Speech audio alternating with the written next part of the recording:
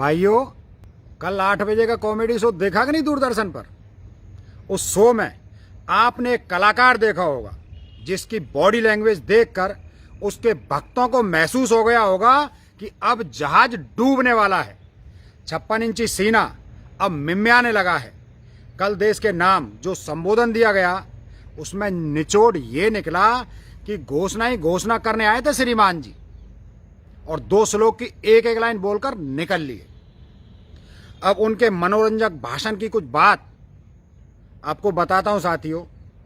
भाई, 2 हफ्ते पहले ट्रंप के बयान को सुनकर सीधा कॉपी मारा, और इस इंसान को अपने भक्तों पर इतना भरोसा है कि कोई अंतर्राष्ट्रीय न्यूज तो सुनता पड़ता है नहीं।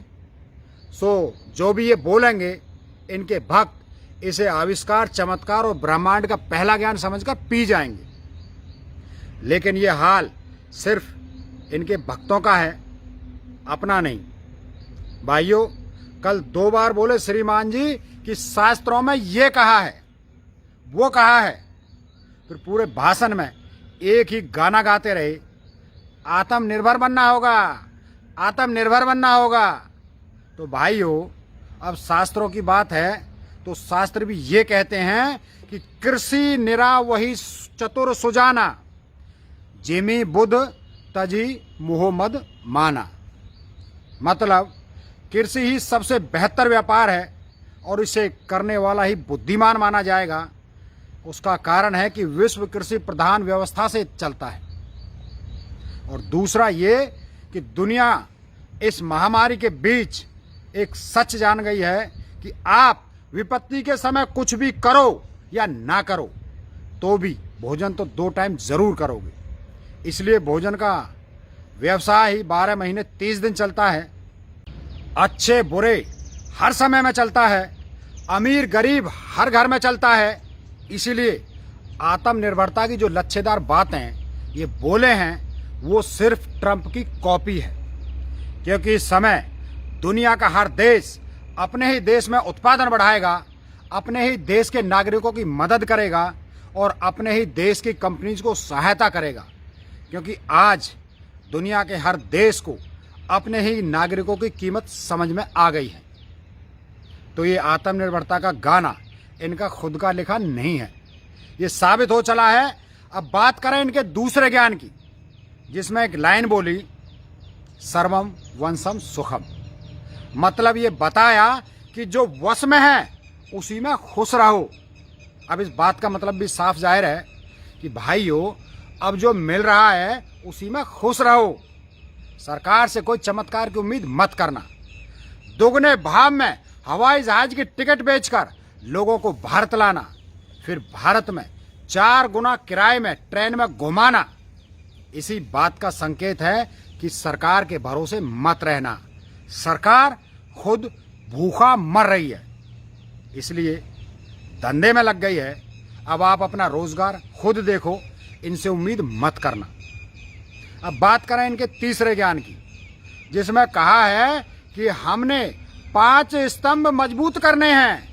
पहला इकोनॉमी, दूसरा इंफ्रास्ट्रक्चर, तीसरा सिस्टम, चौथा डेमोग्राफी और 5वां डिमांड। अब बात समझिए, इकोनॉमी जो रिजल्ट है सबसे बाद में आता है, उसे सबसे पहले गिन लिया। डिमांड जो मार्केट की सबसे पहली जरूरत है, जिसके बिना मार्केट खत्म हो जाता है, उस डिमांड को सबसे आखिरी में गिन लिया। अब आप समझ सकते हो कि भाई का दिमाग किस गिरह में घूम रहा है। मतलब खुद को ही पता नहीं है कि क्या बोलना है और क्या बोल गए, और भक्त थाली लोटा लेकर भजन में लग जाते हैं। किसी छोटी सी दुकान वाले से पूछोगे तो वो भी बता देगा कि भैया गिराकी नहीं होगी तो दुकान नहीं चलेगी, दुकान नहीं चलेगी तो माल नहीं बिकेगा, और माल नहीं बिकेगा तो फैक्ट्री माल नहीं बनाएगी। मतलब फैक्ट्री के लेबर बेरोजगार हो जाएंगे। पर इस मोटी बुद्धि के आदमी को सब उल्टा समझ में आता है।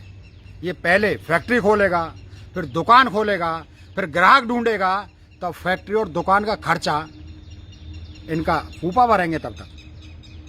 भाई पहले ग्राहक बनाओ फिर बाजार चलेगा।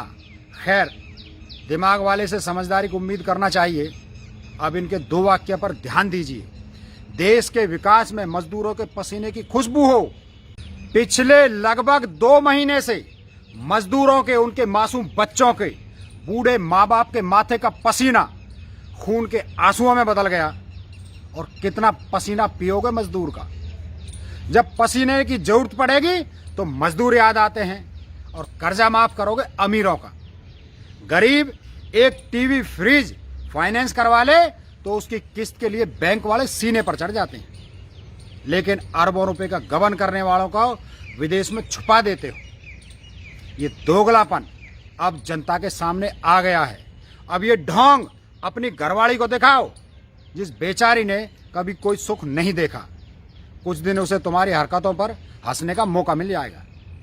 दूसरा वाक्य सुनिए, गरीबों के स्वयं का दर्शन हुआ। गरीब और कर भी क्या सकता है इस समय?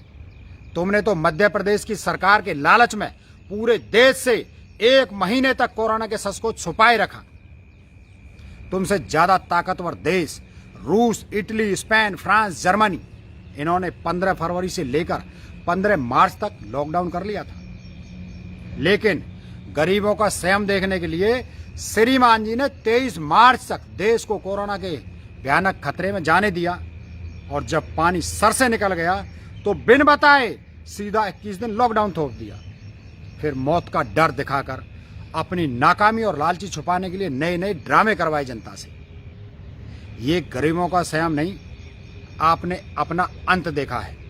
जो गरीब आज पानी की बोतलें पैरों पर बांधकर तपती दोपहरी में भागता फिर रहा है, उसकी दिन भी आएगा, उसकी वोट का दिन भी आएगा।